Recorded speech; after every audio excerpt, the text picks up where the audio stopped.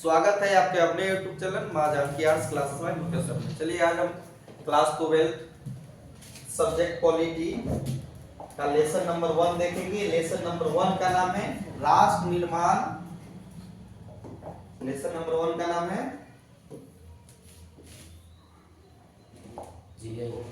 राष्ट्र निर्माण की चुनौतियां। इस चैप्टर के बारे में हम लोग विस्तृत रूप से अध्ययन करेंगे कि राष्ट्र निर्माण का जो चुनौतियां कौन कौन था।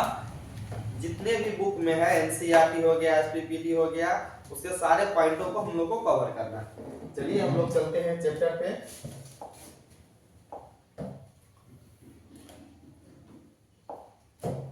सबसे पहले चैप्टर पे जाने से पहले हम लोग देखेंगे कि राष्ट्र निर्माण की चुनौतियां, यानी कि इसका जो मूल बिंदु क्या क्या चीज है उस समय। फर्स्ट बिंदु है जो भारत 200 वर्षों की अंग्रेजी हुकूमत से 14-15 अगस्त की मध्य रात्रि को आजाद हुआ और आजादी के साथ ही भारत को क्या देखना पड़ गया हुआ, विभाजन को देखना पड़ गया। यानी कि भारत दो हिस्सों में बट गए, एक भारत और एक पाकिस्तान। दूसरा हिस्सा पाकिस्तान था। नेहरू जी ने संविधान सभा को संबोधित करते हुए उन्होंने एक प्रसिद्ध भाषण दिया, जिस भाषण का नाम था भाग्य वधु से चिर प्रतीक्षित भेंट या ट्रस्ट विद डेस्टिनी के नाम से ये भाषण जाना जाता है, जो हमारे प्रथम प्रधानमंत्री पंडित जवाहरलाल नेहरू के द्वारा दिया गया था। थर्ड पॉइंट है कि आजादी के साथ भारत को बहुत ही समस्या विरासत में मिली, जिसका सामना करते हुए हमारा एक नया राष्ट्र निर्माण हुआ। जो राष्ट्र निर्माण हुआ वो कब, तो आजादी हम लोग को मिली 14-15 अगस्त के मध्य रात्रि को, उस समय की बात है। आइए साल 1947 को, जो साल 1947 था हमारे लिए वो कैसा साल था? वो एक हिंसा और विस्थापन की त्रासदी भरा साल था। यानी कि भारत और पाकिस्तान के बंटवारा के समय, जब बंटवारा नहीं हुआ था, पाकिस्तान की मांग हुई थी, तो दो राज्यों में एक बहुत ही ज्यादा हिंसक दंगे हुए।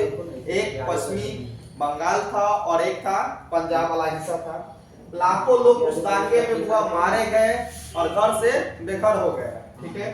थर्ड है कि आजादी के बाद सबकी सहमति क्या हुई, वो देखना है कि शासन लोकतांत्रिक सरकार द्वारा चलाया जाए। यानी कि जो भारत का जो शासन है वो लोकतांत्रिक सरकार हो, जो जनता चुने, वो जनता के लिए काम करे। ठीक है। सरकार सभी के भले के लिए क्या करेगा बाबू, काम करेगा। लोकतंत्र में तो वही है, लोकतंत्र में सरकार 5 सालों के लिए चुने जाते हैं, जो लोकसभा का चुनाव होता है या विधानसभा का जो चुनाव होता है। ठीक है। हम लोग नेक्स्ट पे चलते हैं।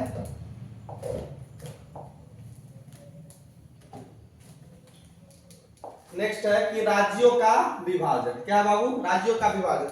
तो 2 राज्य आपको बताए थे। प्रथम राज्य क्या था, पंजाब, और दूसरा बंगाल। 2 ऐसे राज्य थे जहां मुस्लिम तथा हिंदू दोनों की समान मात्रा थे, और इसी वजह से इन दोनों राज्यों का विभाजन करना पड़ गया जनता की असहमति के कारण। बहुत ऐसे लोग थे जो पाकिस्तान नहीं जाना चाहते थे, जिसमें से प्रमुख थे खान अब्दुल गफ्फार खान, जिन्हें सीमांत गांधी के नाम से भी जाना जाता है। क्वेश्चन आ गया कि सीमांत गांधी के नाम से किसे जाना जाता है, तो खान अब्दुल गफ्फार खान को। इन्होंने द्विराष्ट्र सिद्धांत का खुलकर विरोध किया। वो कहा कि भले ही हम मुसलमान हैं, लेकिन हम पाकिस्तान में जाना पसंद नहीं करेंगे। हम जन्म लिए हिंदुस्तान में और मरेंगे भी हिंदुस्तान में। ऐसे सभी लोगों की आवाज को दबा दिया गया तथा उन्हें पाकिस्तान में शामिल होने के लिए क्या करने के लिए मजबूर होना पड़ गया। अल्पसंख्यकों की समस्या। अल्पसंख्यक किसे कहते हैं? वो अल्पसंख्यक उसको कहते हैं जिनकी जनसंख्या जिस भाषा या जिस परिवार या जिस जाति या जिस मजहब का जनसंख्या कम हो, हम लोग उसको अल्पसंख्यक कहते हैं। ठीक है। ऐसा नहीं था कि पाकिस्तान क्षेत्र में हिंदू नहीं थे या भारतीय क्षेत्र में मुसलमान नहीं थे, क्योंकि जब भारत पाकिस्तान का बंटवारा नहीं हुआ था तो हर एक जगह हिंदू थे, हर एक जगह मुसलमान भी थे। ठीक है। लेकिन कई विशेष जगह ऐसा भी था जहाँ पे मुस्लिम अधिक था और हिंदू कई जगह पे अधिक थे, और किसी जगह पे समान भी था। कोई बात नहीं। दोनों ही क्षेत्रों में अल्पसंख्यक मौजूद थे। जहां जिसकी जनसंख्या कम होगा वो उसके लिए क्या हो जाएगा बाबू, अल्पसंख्यक। यह विभाजन का सबसे बड़ी समस्या थी और इसी समस्या का कोई समाधान निकालना नहीं जा सका और यही समस्या आगे जाकर दोनों देशों में दंगा का सबसे बड़ा कारण बन गया कि जहां पे जो अल्पसंख्यक थे वहां पे उसको दबाया गया, चाहे वो मुसलमान हो चाहे वो हिंदू हो। अगर मुस्लिम वहां पे अल्पसंख्यक है तो हिंदुओं द्वारा दबाया गया और हिंदू अल्पसंख्यक है तो मुसलमानों द्वारा ये दबाया गया था। नेक्स्ट पॉइंट पे चलेंगे हम लोग। नेक्स्ट है कि राष्ट्र निर्माण की चुनौतियां। जब राष्ट्र का निर्माण हुआ तो हम लोग किन किन समस्याओं से गुजरना पड़ा, ये सारे चीजों को डिटेल से देखेंगे। विभाजन और इस त्रस्ती से निपटने के बाद नेता को ध्यान उन समस्याओं की ओर गया जो अत्यंत महत्वपूर्ण थी। यह वो मुद्दे थे जिन पर सभी नेता स्वतंत्रता से पहले सहमत थे और इन्हें अब अस्तित्व में लाना चाहते थे। और समस्या क्या क्या था? सबसे पहले था कि अखंड भारत का क्या हो, निर्माण हो। फिर लोकतंत्र स्थापित करना। अखंड भारत का निर्माण देखेंगे। भारत 3 अलग अलग हिस्सों में बट गया था। कितने हिस्सों में भारत बटा था? 3 हिस्सों में। प्रथम हिस्सा था जिसमें पहला हिस्सा ब्रिटिश सरकार, ठीक है, दूसरा हिस्सा पाकिस्तान तथा तीसरा हिस्सा था देसी राज रजवाड़े। देसी राज रजवाड़े का मतलब जो जगह जहां राजा का क्या हुआ, शासन हुआ था या शासन हुआ करता था, ऐसे का देसी राज रजवाड़े जो 565 हमारे भारत में था। यहाँ 565 सभी को हम लोग देखें कि 565 में जो 4 था उनको भारत संघ में मिलाने में कठिनाइयां हुई थी। सभी को आने वाले समय में देख लेंगे। ऐसी स्थिति में देश की मौजूद 565 राज रजवाड़े को भारत में शामिल कर अखंड भारत बनाना एक चुनौती बन गया था। यानी कि 565 राज रजवाड़े को मिलाना हमारे देश में सबसे बड़ी स्वतंत्रता के बाद मुद्दा बन गया था। फिर भी पटेल जी का एक काम सौंपा गया। पटेल जी इस काम को बखूबी अच्छे तरीकों से किया। लोकतंत्र स्थापित करना। तो आजादी के समय भारत में ज्यादातर लोग क्या थे बाबू? अनपढ़ थे, जो पढ़े लिखे नहीं थे तथा गरीब थे। ऐसी स्थिति में भारत में लोकतंत्र की स्थापना करना किसी चुनौती से कम नहीं था। कई लोगों ने इसके बारे में अलग अलग टिप्पणियां की, लेकिन सभी को इसका जवाब मिल गया सन 1951 या इसी को कहा जाता है 1952 के जब चुनाव सफलपूर्वक हो गया भारत में, तब सभी को ये जवाब इसका मिल गया। नेक्स्ट आइए, राजवाड़ों की समस्या क्या थी? जो 565 राज रजवाड़े थे उसमें से कई राज रजवाड़े ऐसे थे जो भारत में मिलना चाहते थे और कई राज रजवाड़े ऐसे थे जो भारत में नहीं मिलना चाहते थे। उनकी समस्या क्या थी और सभी चीजों को हम लोग देखेंगे। आजादी के समय अंग्रेजों ने ऐलान किया कि भारत के साथ ही सभी देसी राज रजवाड़े या ब्रिटिश राज्य से आजाद हो जाएंगे। सभी राज रजवाड़ों को यह अधिकार दे दिया गया कि वह चाहे तो वह तो भारत या पाकिस्तान किसी में, या उनका मन हो तो भारत में भी मिल सकता है या पाकिस्तान में भी मिल सकता है, या वो खुद अपना क्या रह सकते हैं बाबू? स्वतंत्र रह सकते हैं या अपना अस्तित्व बनाए रख सकता है जैसे पहले शासन करता था वैसे। लेकिन लोकतंत्र में कोई राजा शासन करे ये तो गलत चीज है। सबसे पहले भारत में यही बात है। यह फैसला लेने का अधिकार राज रजवाड़ों के राजा को दे दिया गया था। यही सारी समस्या शुरू हो गई। कई राजा था कि हम अपने पुराने विरासत को छोड़ेंगे नहीं, क्योंकि हम राजा है तो मेरा बेटा राजा बनेगा। लोकतंत्र में तो ऐसी बात होती नहीं है कि राजा का बेटा ही राजा बने। जो राजा बनने का लायक होगा वो राजा बनेगा। इसके लिए कई जो 4 राज रजवाड़े थे वो क्या किया बाबू? यहाँ पे विरोध कर दिया, लेकिन उसको भी 4 को मिला लिया गया। किसी को सब जनमत संग्रह करके, तो किसी जगह सैनिक कार्रवाई करके, किसी जगह उसके द्वारा युद्ध करके। विभाजन से हुए विध्वंस के बाद मौजूद सबसे बड़ी समस्या 565 राज रजवाड़े को 565 देसी राज रजवाड़े का भारत में विलय करके अखंड भारत का निर्माण करना। इसी प्रक्रिया में कौन बाबू? तो सरदार वल्लभ भाई पटेल ने महत्वपूर्ण भूमिका निभाई, जो पहले बता चुके थे। ठीक है, 565 राज्य रजवाड़े को सरदार वल्लभ भाई पटेल द्वारा एकीकरण किया गया और एक राष्ट्र का निर्माण किया गया, जिस राष्ट्र का नाम पड़ा हिंदुस्तान, भारत या इंडिया। नेक्स्ट, सरदार वल्लभ भाई पटेल और राष्ट्रीय एकता में देखते हैं इनकी क्या भूमिका थी। सभी चीज को आराम से, राज्य रजवाड़े को शामिल करने के लिए भारत सरकार का तरीका लचीला था।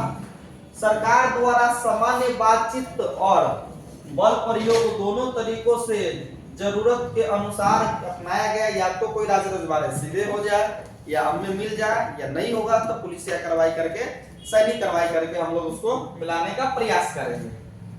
इंस्ट्रूमेंट ऑफ एक्शन, चलिए, राज्य रजवाड़े के विलय के लिए एक सहमति पत्र का निर्माण किया गया, जिस सहमति पत्र के नाम था वह इंस्ट्रूमेंट ऑफ एक्शन नाम था। इस सहमति पत्र को ही क्या कहा जाता है, इंस्ट्रूमेंट ऑफ एक्शन कहते हैं। इस पर हस्ताक्षर करने का मतलब था कि राज्य रजवाड़े भारत में शामिल होने के लिए क्या हो गए, तैयार हो गए। ज्यादातर राज्य रजवाड़े भारत में शामिल होने के लिए क्या था, राजी था, पर कुछ राज्य रजवाड़े भारत में शामिल करने में उनकी समस्याएं आई, जो उनका टॉपिक वाइज टॉपिक देख लेंगे कौन कौन राज्य रजवाड़े थे।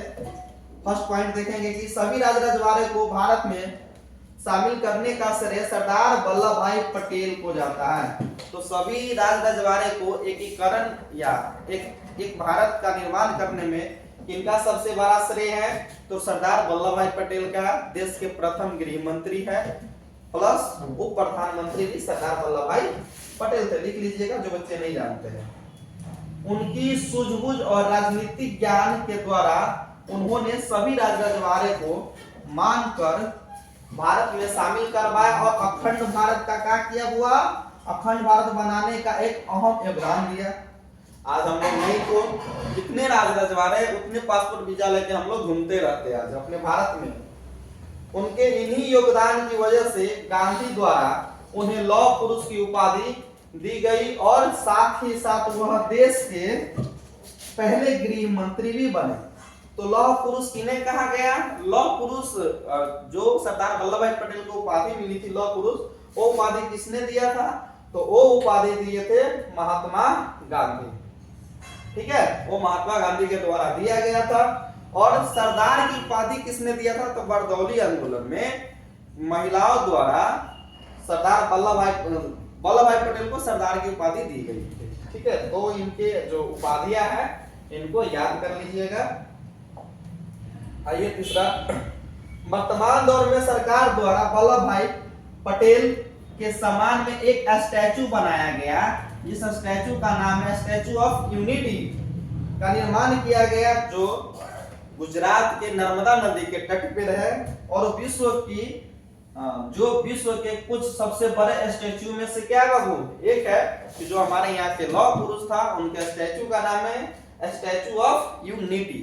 ठीक है, एक किस राज्य में है, तो गुजरात राज्य में है। यही जो देशी रियासत भारत में नहीं मिलने वाले थे उसमें सबसे बड़ा हैदराबाद है। हैदराबाद का जो निजाम कहता था कि हम भारत में नहीं मिलेंगे, नहीं हम पाकिस्तान में मिलेंगे, हम स्वतंत्र रहेंगे। तो भाई आप बीच में हो स्वतंत्र कैसे रहिएगा, चारों तरफ से भारत रहेगा, बीच में आपको बम मार दीजिएगा तो दिखते है ना हो। आइए हम लोग हैदराबाद के देखेंगे कि हैदराबाद जो देशी रियासत था इनके बारे में पढ़ेंगे और क्यों इससे मिलाने को मजबूर किया गया सारे चीजों को। आजादी के समय हैदराबाद भारत की सबसे बड़ी रियासत में से क्या था, एक था। इसके शासक को क्या कहा जाता था बाबू, निजाम। क्वेश्चन आता है कि हैदराबाद के शासक को क्या कहा जाता था, निजाम। या निजाम कहाँ के देशी रियासत के शासक को कहा जाता था बाबू, हैदराबाद के शासक को। निजाम उस समय दुनिया के कुछ सबसे अमीर लोगों में से क्या थे, एक थे, क्योंकि वो वहां के राजा थे। राजा गरीब होता ही नहीं है, अगर गरीब हो जाए तो राजा किसका था। निजाम चाहता था कि हैदराबाद भारत से अलग रहे और आजाद रियासत बने पर हैदराबाद में रहने वाले लोग उसके शासन से बाबू क्या नहीं था, खुश नहीं था। भाई कोई नहीं चाहता कि हम अपना गद्दी त्याग दें। जो हैदराबाद के जो शासक है निजाम चाहता था कि हम स्वतंत्र रहे, लेकिन वहां के लोग निजाम से असंतुष्ट थे। वो चाहते थे कि हम भारत में विलय हो जाए। ठीक है, नेक्स्ट पॉइंट क्या है? जिस वजह से हैदराबाद के लोग ने निजाम के खिलाफ आंदोलन करना शुरू किए, यह देखकर एवं इस विद्रोह को रोकने के लिए निजाम ने अपने सैनिक मतलब राजकारों को क्या कर दिया, भेज दिया। और राजकार निजाम के सैनिक को कहा जाता था। और राजकार ने वहां पे बहुत बड़ी तबाही मचाई। तबाही में लूटपाट किए, हत्या किए, महिलाओं के साथ अभद्रता किए, बलात्कार। लोगों पर हो रहे इस अत्याचार को देखते हुए सितंबर 1948 में, कब? तो सितंबर 1948 में भारतीय सेना ने हैदराबाद पर क्या किया? आक्रमण कर लिया, ताकि सामान्य जनता को सैनिकों से बचाया जा सके। ये लड़ाई बहुत दिनों तक चली। अंत में निजामों को घुटना टेकना पड़ा और भारत में हैदराबाद को मिला लिया गया। यह युद्ध काफी दिनों तक चला। अंत में निजाम को हार माननी पड़ी और हैदराबाद भारत का क्या बन गया बाबू? अंग बन गया। जो हैदराबाद चाहता था कि हम भारत में नहीं मिलेंगे, सैनिक आएगा तो बाबू आप नहीं, आपके बाप मिलेगा। यही हो गया किसके साथ? निजाम के साथ। क्योंकि इन्होंने ऐसा काम कर दिया, अब हमारे देश में रहकर हमारे यहाँ के माँ बहनों को अगर ऐसे करिएगा तो छोड़ेगा थोड़े ही। उस समय गृह मंत्री कौन थे? और पूरा सैनिक रहता बाबू गृह मंत्री के अंदर में। सरदार पटेल थे, कहते इतने राज रजवाड़ों को मिला लिया, एक और सही, एक और युद्ध कर लेंगे। आइए मणिपुर है। मणिपुर का भी अभी वर्तमान में बहुत चर्चित राज्य है मणिपुर। वहां पे राष्ट्रपति शासन लग गया है, लेकिन छोटी वर्तमान की स्थिति, पहले भूत की स्थिति के बारे में चर्चा कर ले। मणिपुर भारत के पूर्व में स्थित एक रियासत था। आज मणिपुर एक राज्य भी है। यह यहाँ के जो राजा थे वो बोधचंद सिंह थे। मणिपुर के राजा कौन था? हुआ बोधचंद सिंह। लोग के दबाव के कारण राजा को जून 1948 में चुनाव करवाने पड़े और इस तरह मणिपुर में संवैधानिक राजतंत्र को स्थापित हुई और भारत में सबसे पहले मणिपुर में सार्वभौमिक व्यक्ति मताधिकार को अपनाकर चुनाव हुआ। तो कहेगा सबसे पहले सार्वभौमिक व्यक्ति मताधिकार किस राज्य में चुनाव हुआ था? तो मणिपुर में हुआ था। मणिपुर भारत के किस हिस्सा में है? तो पूर्वी हिस्सा में। वहां के जो राजा थे कौन थे? तो बोधचंद सिंह थे। आइए भारत में पूर्ण रूप से शामिल होने की बात को लेकर मणिपुर की विधानसभा में बहुत मतभेद था, क्योंकि वो लोग, उनका कल्चर थोड़ा, जो हमारे जो पूर्वी राज्य है उनका कल्चर थोड़ा हम सबसे अलग है। हम लोग उसको सौतेला नायक व्यवहार करते हैं। जितना भारत के उत्तरी राज्य में, दक्षिणी राज्य में या मध्य के जितने राज्य विकास हुआ है उतना पूर्वी राज्यों में नहीं हुआ। इसलिए वो लोग चाहते थे, उस समय भी चाहते थे कि हम इस समय नहीं मिले। कई लोग का मानना था कि हम मिलेंगे, कई लोग का मानना था कि हम नहीं मिलेंगे।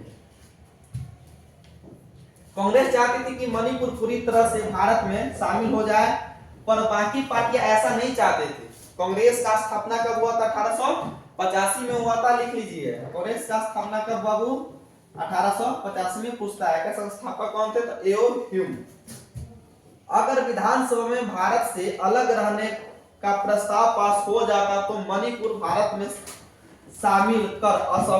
शामिल करना वो असंभव हो जाती। और इसे देखते हुए भारतीय सरकार ने मणिपुर के राजा पर दबाव बनाया और उनसे पूर्ण विलय पत्र पर हस्ताक्षर करवा लिए और इस तरह मणिपुर का बन गया, भारत का अंग बन गया। अब बताइए, जो एक पार्टी पूरे देश के लिए समर्पित थे वो कांग्रेस पार्टी थी। वो चाहती थी कि हमारा भारत में एकीकरण हो, जो 565 राज्य रजवाड़े हैं वो एक राष्ट्र के रूप में उभरे। बाकी कई पार्टियों का विरोध था, भाई काहे आएगा मणिपुर में आप क्या किए हैं? करेंगे, सबसे पहले मिले तो सही, तभी तो विकास होगा ना। मणिपुर के लोग को यह सही नहीं लगा और वहां की जनता काफी लंबे समय तक इस फैसले से क्या रहे? नाराज रहे। कई लोगों का मानना था कि हम भारत में नहीं, हमें भारत में विलय नहीं होना है, हम मणिपुर को स्वतंत्र रखेंगे।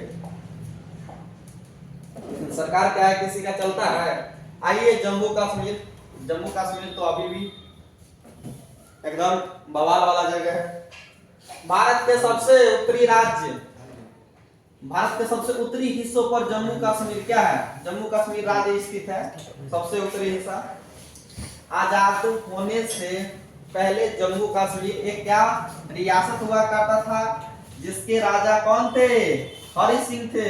तो वह जम्मू कश्मीर के राजा कौन, हरि सिंह, ठीक है। राजा हरि सिंह स्वतंत्र रहना चाहते थे, जिस प्रकार से कौन, जिस प्रकार से हैदराबाद के राजा स्वतंत्र रहना चाहते थे, उसी प्रकार से मणिपुर के राजा, सॉरी जम्मू कश्मीर के राजा हरि सिंह भी स्वतंत्र रहना चाहते थे। लेकिन इसको पाकिस्तान रहने देगा स्वतंत्र, पाकिस्तान स्वतंत्र नहीं रहने देगा, ठीक है। देखेंगे जबकि पाकिस्तान कहता था कि जम्मू कश्मीर में मुस्लिम जनसंख्या ज्यादा है, इसलिए जम्मू कश्मीर को पाकिस्तान में शामिल किया जाना चाहिए। भाई जम्मू कश्मीर का मन होगा तो पाकिस्तान में शामिल होगा, मन होगा तो इंडिया में होगा, या तो वो स्वतंत्र रह सकते हैं, जैसे बताया गया। चलिए, इस मांग को देखते हुए पाकिस्तान ने आजादी के तुरंत बाद 1948 में जम्मू कश्मीर पर कब्जा करने के मकसद से जम्मू कश्मीर पर क्या कर दिया बाबू, हमला कर दिया। जम्मू कश्मीर पे हमला कर दिया। जम्मू कश्मीर के राजा हरि सिंह ने किससे मदद मांगी, भारत से, भारत से मदद मांगी और भारत ने उनकी क्या कर दी, मदद कर दी। अब बताइए कौन मदद नहीं करेगा भाई, अगर मदद करेंगे तो जम्मू कश्मीर साइड हमें मिल जाए। और ये सबसे बड़ी अपॉर्चुनिटी थी और ये पाकिस्तान के लिए घातक साबित हो गया। भाई अगर जम्मू कश्मीर रहना चाहते थे तो उनको 1947 में आप क्या नहीं करते, उस पर सैनिक कार्रवाई नहीं करते या उस पर आक्रमण नहीं करते। और वहां के जनताओं को ये नहीं लगता कि हमारे पर किसी दूसरे राज्यों या दूसरे देशों द्वारा आक्रमण हो गया, वो असहजता महसूस नहीं करती। और असहजता महसूस की है उसके बाद वहां के जो राजा यानी कि मुखिया थे, अकबर थे, हरि सिंह थे, और किससे मदद मांगे, हम भारतीयों से मदद मांगे। उस समय हमारा जो गृह मंत्रालय इनके अंडर में था, सरदार वल्लभ भाई पटेल के।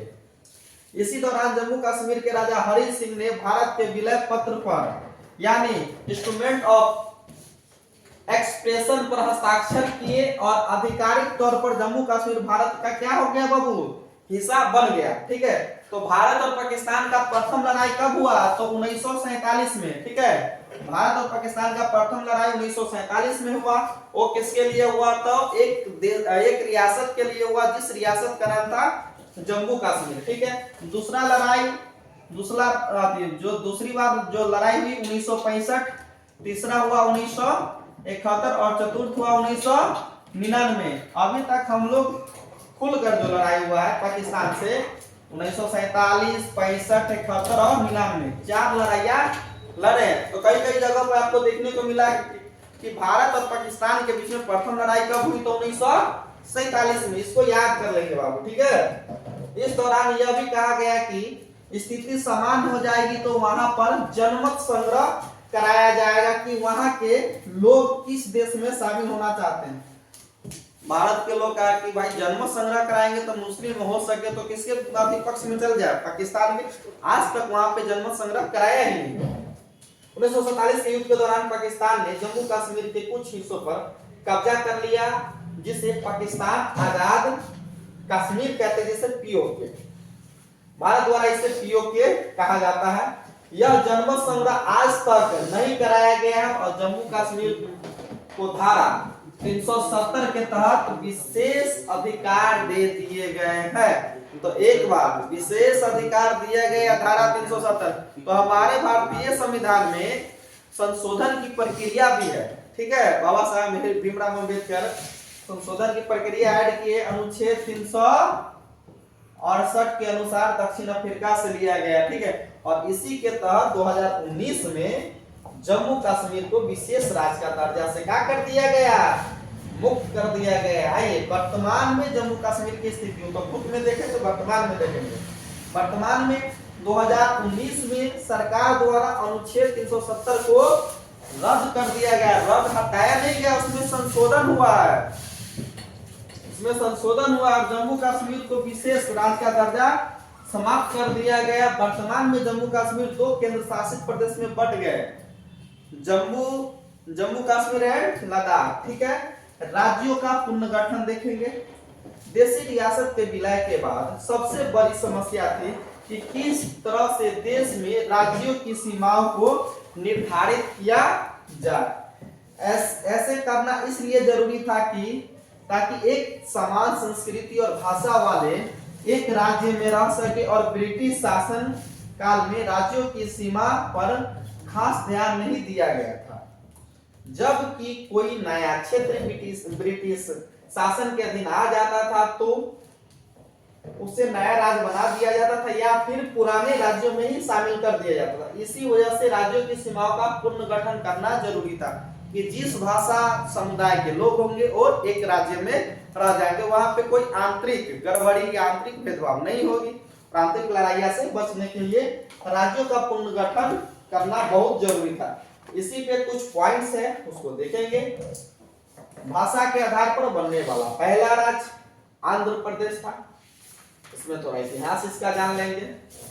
पुराने मद्रास में तेलुगु भाषी क्षेत्र में विरोध उठा और मद्रास में वर्तमान के तमिलनाडु, आंध्र प्रदेश, केरल, कर्नाटक राज्य शामिल होते हैं। आंध्र प्रदेश में कौन कौन, जो मद्रास का जो हिस्सा है उसमें 4 राज्य आते थे, तमिलनाडु, आंध्र प्रदेश, केरल और कर्नाटक राज्य जो किसके हिस्सा था, वो पुराने मद्रास का हिस्सा था।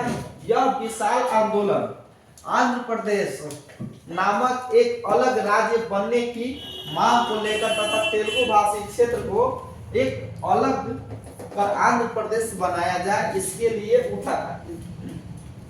कोटी श्री रामुलु अनिश्चित काल भूख हड़ताल पर बैठ गए और 56 दिन के बाद उनकी क्या हो गई, मृत्यु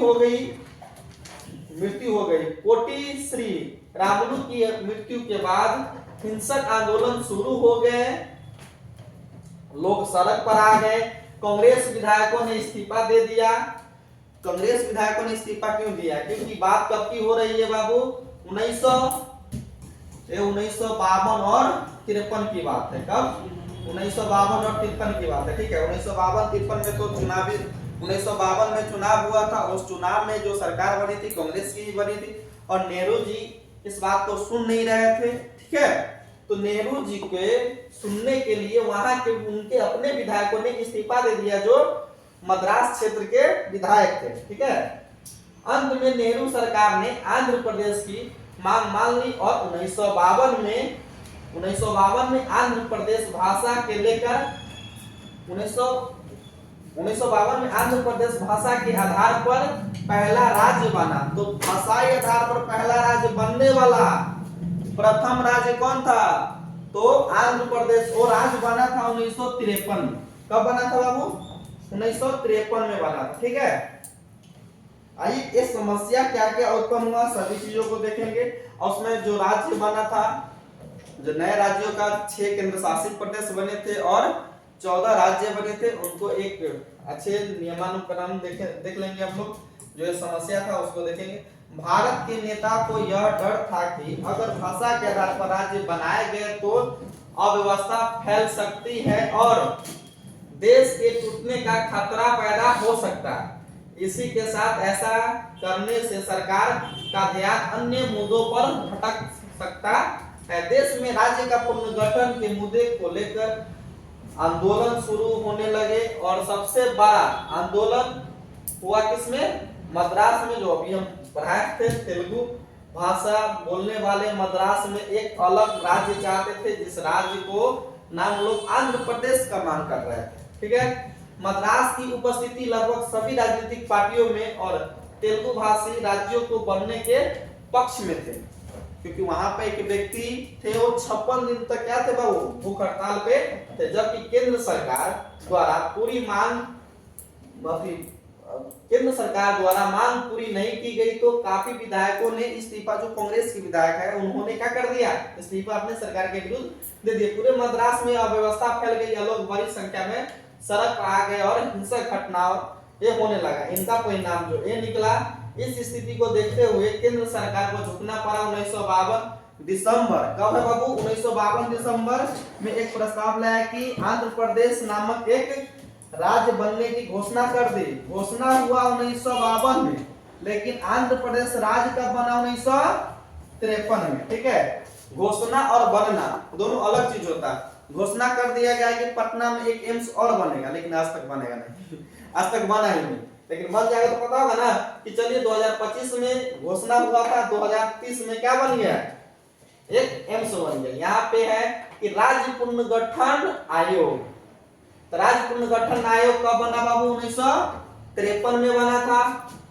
इसने अपनी रियासत में ये मान लिया कि राज्यों का पुनर्गठन के आधार पर किया जाएगा। राज्य पुनर्गठन अधिनियम 1956 में पारित हुआ, जिसमें 14 राज्य और 6 केंद्र शासित प्रदेशों में हमारा भारत बटा। जो इस प्रकार से इंटरफेस खुलेगा इसका, आइए क्या कि भारत में राज्यों का पुनर्गठन।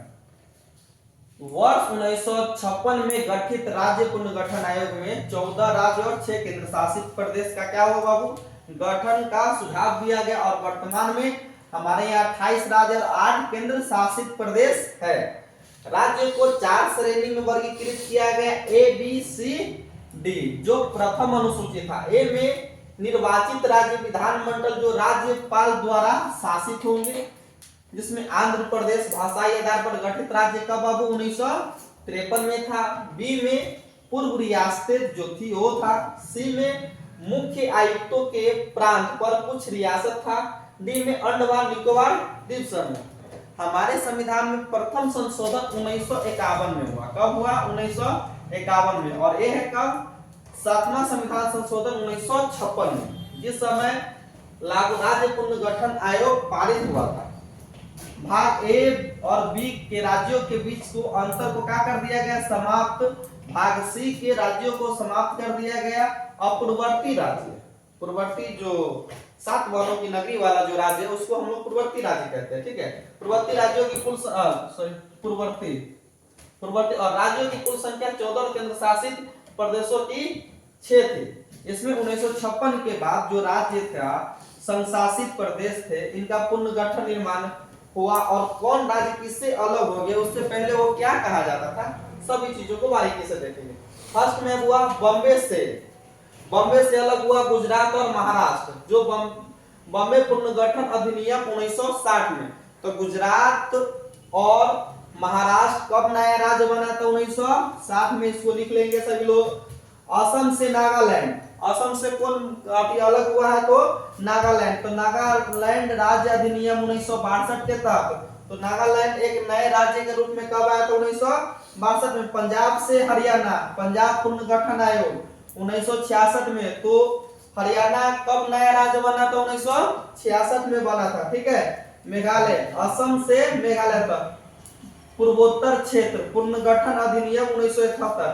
मेघालय कब एक नए राज्य के रूप में उभरे? तो 1971 में। मध्य प्रदेश से छत्तीसगढ़ कब? 2000। उत्तर प्रदेश से उत्तराखंड 2000। झारखंड, बिहार से झारखंड 2000। तेलंगाना से आंध्र प्रदेश से सबसे नवीनतम राज्यों में 28वां जो राज्य हमारा आंध्र प्रदेश से जो अलग हुआ, कौन?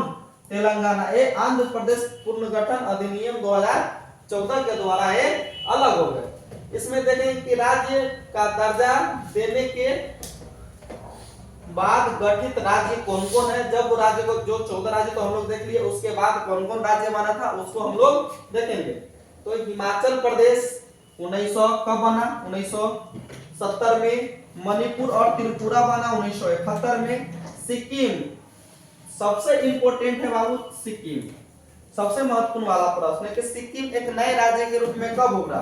तो 1975 में उभरा। यहाँ से सिक्किम कई बार कंपटीशन में भी और 12th में भी ये क्वेश्चन आ चुका है। और अरुणाचल प्रदेश कब बना? तो 1986 में। गोवा कब बना? तो 1987 में। कब? गोवा आजाद कब हुआ था पुर्तगालियों से? तो 1961 में आजाद हुआ था। कब बाबू? भारत तो बल्कि आजाद 1947 में हो गया था, लेकिन एक गोवा था वो 1961 में आजाद हुआ था। केंद्र शासित प्रदेश कौन कौन है देख लेते हैं। अंडमान निकोबार द्वीप समूह, अंडमान निकोबार द्वीप समूह, दिल्ली और लक्षद्वीप कब? तो 1956 में बना। पौंडीचेरी 62 में, चंडीगढ़ 66 में, जम्मू कश्मीर लद्दाख 2019 में बना, दादर नगर हवेली और दमन 2020 में। तो नए केंद्र शासित प्रदेश अगर सबसे पूछा जाए तो दादर नगर हवेली और दमन द्वीप। उससे पहले कौन था? जम्मू एंड कश्मीर, जम्मू कश्मीर और लद्दाख 2019 में। चलिए कुछ पॉइंट और है, कुछ इंपोर्टेंट पॉइंट है, इसको याद कर लेंगे या लिख लेंगे, ठीक है। आजादी से उथल पुथल से भरे दिनों में भी हमारे नेताओं का ध्यान राष्ट्र निर्माण की चुनौतियों से नहीं भटका, क्योंकि राष्ट्र निर्माण की चुनौतियां सबसे अहम भूमिका थी। भारत के विभाजन का मुख्य आधार धार्मिक बहुसंख्यक था, ठीक है। भारत के विभाजन के समय पंजाब और पश्चिम बंगाल मुसलमानों की संख्या सबसे अधिक थी। खान अब्दुल गफ्फार खान को सीमांत गांधी के नाम से जाना जाता है। भारत विभाजन के समय लाहौर, अमृतसर, कोलकाता सांप्रदायिक अखाड़े में तब्दील हो गया। सांप्रदायिक अखाड़े का मतलब ये चीज होता है कि वहां पे सबसे अधिक क्या हो गया, वहां पे अहिंसा हो गया, ठीक है। भारत विभाजन के दौरान वित्तीय संपदा के साथ साथ टेबल कुर्सी, टाइपराइटर और पुलिस के बाद यंत्रों का बंटवारा हुआ। इतने एक एक चीज का बंटवारा हुआ था बाबू उस समय, ठीक है। आइए ये अंतिम इंटरफेस है। भारत विभाजन के कारण 80 लाख लोगों को अपना घर बार छोड़ना पड़ा था। जब भारत का विभाजन हुआ तो कितने लाख लोग प्रभावित हुए थे? हुआ 80 लाख लोग, लगभग 1 करोड़ लोग, ठीक है। स्वतंत्रता प्राप्ति के बाद भारत में कुल कितने मुस्लिम थे? 12%। महात्मा गांधी की हत्या 30 जनवरी 1947, 30 जनवरी 1948 हो गया था, उसको 48 कर देंगे, ठीक है। महात्मा गांधी की हत्या 30 जनवरी 1948 को नाथूराम गोडसे के द्वारा की गई थी। स्वतंत्रता प्राप्ति के समय कुल जो राज रजवाड़े थे कितने थे? 565 थे। रजवाड़ों के शासकों को मानने और समझाने में सरदार वल्लभ भाई पटेल का ऐतिहासिक भूमिका जो कभी भी ये भारत भूलेगा नहीं, ठीक है। भारतीय सेना ने निजाम के खिलाफ 1948 में क्या किया हुआ? कार्रवाई की और सर्वप्रथम सार्वभौमिक मताधिकार का प्रयोग कहां पे हुआ? मणिपुर में हुआ, ठीक है।